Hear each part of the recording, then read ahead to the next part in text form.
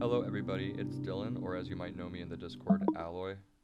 I'm going to be taking the chance to make this video because I think it would be a constructive way to get across some of the stuff I was talking about in the announcement.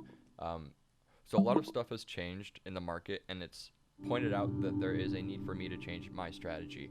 And we've all been following each other, and I hope that something in this video convinces you that maybe there's a better way to do some of what you've been doing too, just like I was convinced recently.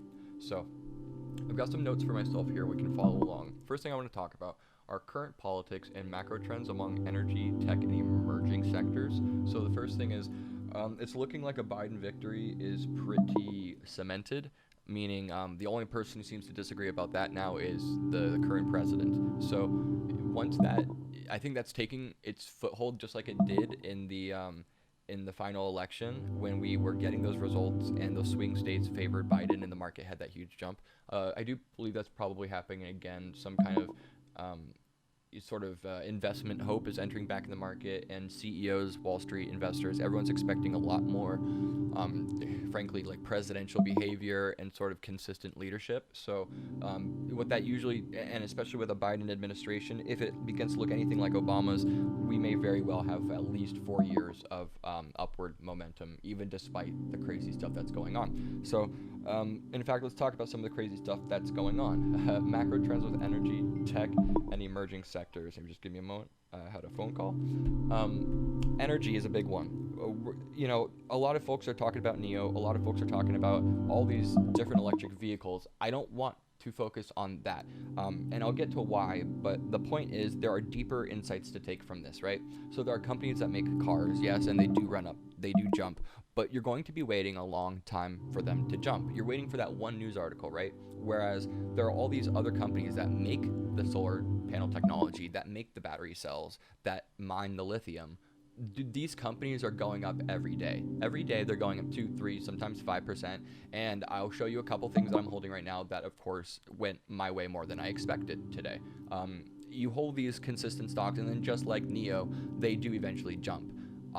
But when they're not jumping, they're also going up slowly. So again, I'll elaborate on that a little bit more, but when I talk about energy, I want to talk about the obvious things, but in those obvious matters, who are the manufacturers, the distributors of this technology? What makes these cars possible? Let's try to think like that. That's how I'm trying to think, and I'll switch over to my Robinhood tab in just a second, and we'll see what I've been holding and what I plan on doing with the rest of the day. So tech, blue chip stocks in tech. I'm going to start ignoring them personally. Facebook, all of them, great companies, but I just think that we're seeing a big shift right now. Those companies are under a lot of stress trying to prove their value. Facebook is getting attacked from all sides of the world. They just can't seem to do anything right, according to people. And I just think that this creates more rocky disturbances. And it's not that Facebook and companies like it aren't companies worth owning. It's just that there are companies that are, first of all, cheaper. So that's the good news. What I would probably put under the category of growth stocks, right? So keep your Facebook, whatever. Like, I'm going to keep my Apple, I'm going to keep my AMD, but my other things that I've been thinking about, like Nvidia, look at what I have on my watch list here. Like Zoom, this is not it anymore. I don't need to be looking at Zoom, maybe DocuSign, but these bigger companies, these obvious blue chips, I'm going to revert my money out of that. I'm going to rotate into growth companies. I see that there's a lot of potential once this outbreak gets under control. The vaccines sound like they're 3 months away. No one really knows, but the point is, a lot of optimistic catalysts going on. And when that happens, I don't think it's going to be like, oh, everything just goes back to normal. All the same companies, all the same products exist.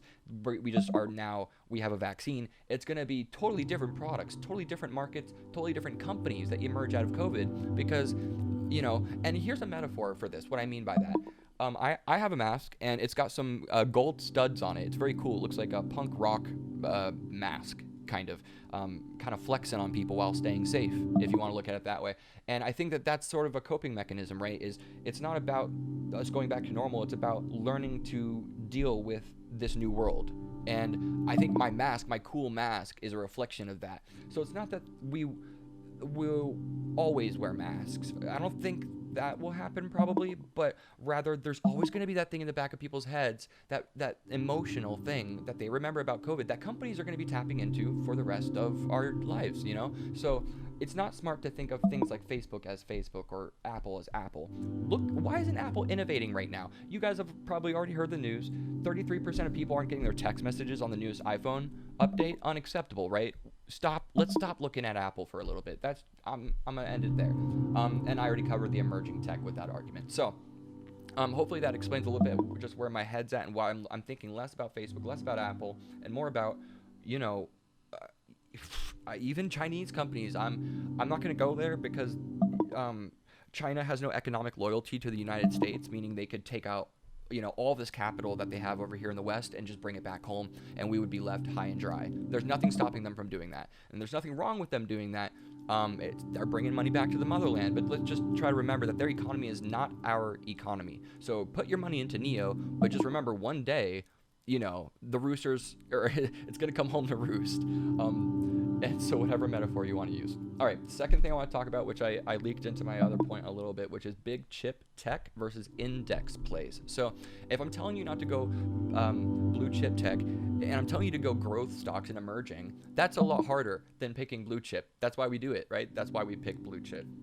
So rather than hand you that challenge and say, yeah, go do this now, take on this thing where I'm saying ignore the easy money, ignore the Facebooks, ignore the Apple, and take risks with these emerging companies that have shown no value yet. That's not exactly what I'm saying. I'm saying do a little bit of that. Look for those risks that you would usually take with an AMD or a NVIDIA. Just double think it a little bit. See if you can find an emerging play. But when it comes to just the argument, blue chip tech versus anything, I'm saying index plays. So why don't we go into my portfolio, the group, the folder I just created today, and let's look at just a couple indexes. Now, so we have Q, which is tech representation, S&P, and the Russell. So the Russell actually blew up today because of growth. These small cap companies blew up today, and it's because other people, I think, know what I'm saying. They know also probably which specific companies, because, you know, they're rich and they've got connections and they know which companies are doing great things. But in general, the Russell Index is the 2,000 most promising small cap companies in the United States. So this blew up today, 2%. And this is what I've been saying, right? You invest in an index fund with that money you'd otherwise have been putting into Facebook. Same amount of capital, right? You're looking at numbers like $100, $400 per share. But it's going up every day. And, you know, the Russell 2000 is not going to go down when Facebook screws up an ad deal with a political donor. You know, like the drama that hits all these individual companies doesn't hit the whole index like that. So just by thinking in these words that I've been thinking and talking in, just, okay, which resources are valuable to which companies, you know, which militaries are doing all right, which countries seem like they have their shit together. That's a really easy way to treat indexes. Then you know when it's going to go up. Then you know when it might go down, and you can kind of take it easy, pull money out, wait for a dip. It's the same stuff. It's just easier and more steady gain. So 3.3% the past week. That's pretty good. And then you look at the past month and 8.24%. I mean, do you ever lose money? I don't think you do doing this. And look, it's the same strategy. You're just buying dips and waiting. So my goal, and we'll go ahead to some of my shares, just skipping a step, but my goal will be to get rid of things, frankly, like eBay. I don't need eBay. I think they have some emergent potential in that they're doing new things like verifying sneakers. They're doing watches now. Pokemon, of course, everyone knows is blown up. So eBay's making their, 3% on every sale, and they own PayPal, which makes some money too on every sale. And there's a lot of profit avenues for eBay.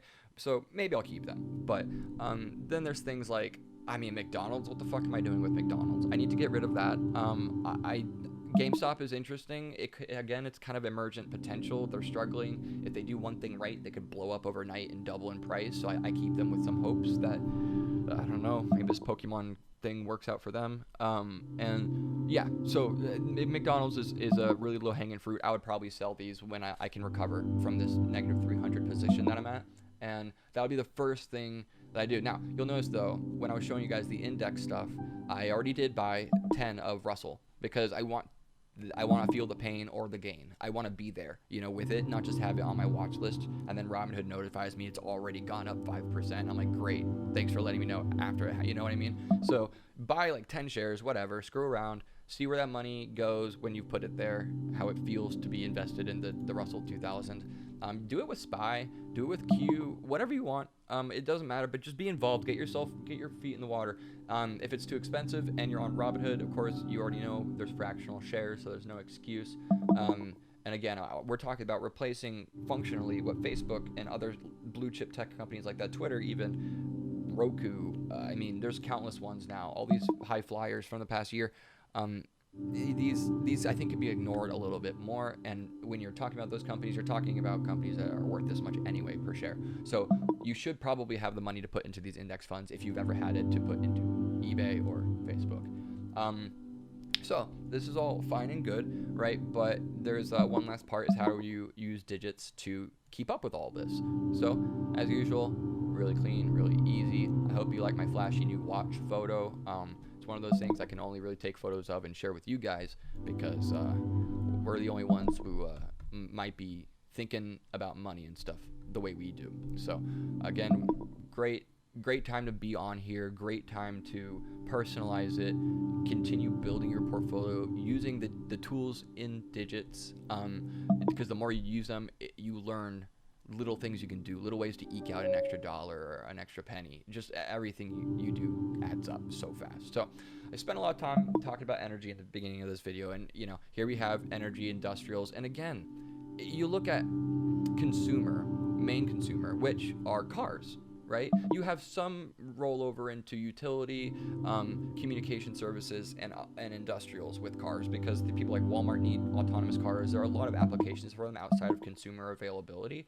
But without a doubt, the consumer market, for trucks alone in America, I think profits are like up 17% for truck makers in the U.S. So we are still primarily the number one purchasers of these vehicles. And Walmart, when they buy these trucks, these cars, they want cheap ones. We don't. Consumers want expensive ones. And yet, look, we're not what's making the market go up. Those purchases are not what's doing it today, right? Not due to certain macro trends, not because Trump has been saying what he's been saying on Twitter, and because that Biden victory is looking stronger and more realistic, I guess, for lack of a better way to put it. And it just means that the world is acknowledging industry today. It's about industry. Energy, all the trade deals we are able to make now with a sane president, all these things that will kind of come together over the next year is being reflected in the industry clusters today. So I'm going to go ahead and close that. Let's go to Performance Matrix, and you look at Carnival Cruise Lines, which I'm not even going to speculate on that one. Again, Norwegian Cruise Lines, industry, travel, it looks like. Again, it's a similar marker that things are notionally normalizing. Notionally meaning like people probably shouldn't be so certain it's going back to normal, but it's how they feel. So those related stocks, those stocks that were hit worst by COVID, are going up. To a lot of you, this is going to be obvious, but to some of you, it will not be. This is how it works. This is how you use the macro information to find the trends that will hit the market. What does this mean for our daily lives? Don't wait for that news article about Facebook. Don't wait for that headline, for that stock pump to happen. Just read the room. Think about the way things are working, and then put your money where it should go. It's that easy. All right, so we looked at dark pool today, and this is reflective of Friday's data, of course, because this is Monday, so we have no dark pool data. But if you look at it, the dark pool went down a little bit. S&P 500 went up. Options risk went up a little bit. But I think because of the concession by Trump on Twitter, that the pseudo concession, because he kind of conceded, kind of didn't. It's just doing a little bit of unexpected work today, because if I had looked at this on Friday and I zoom out a little bit, let's try to get a different view, I would probably have said that this is not a great flag for Monday, but I would have been a little wrong. We have a lot of people buying puts, though, on Friday, and put buyers are almost always wrong. So not a huge amount, but more than the normal range of 0.7. So significant. But they were wrong. The market went up. So again, the contrarian strategy could work here. You could have just bet against the put holders and you would have made money today. So all these brilliant tricks, guys. I really hope it's looking a little bit more obvious. Let's go ahead and humor the idea of looking for Russell insider trading, which I think is probably impossible. Yeah, no insider trading found. Didn't think so. Yeah, so looks like maybe when in certain times in history. You know what's interesting, actually? This is when Obama got voted out and Trump got voted in. Yeah, the insider trading works, guys. It really, really works. Please use these tools. This is literally right when Obama got voted out. And if you had been using this in 2016, of course, you would have made, well, it sank. You would have made tremendous amounts of money. It went from $122 to $94. If you had shorted that based on this information, I wouldn't be talking to you. You'd be living in some mansion in the clouds. So, again, just trying to sell digits, just trying to keep you guys aware of the opportunities it promotes and where I'm getting them, where our best members are getting their opportunities. They're getting it from digits.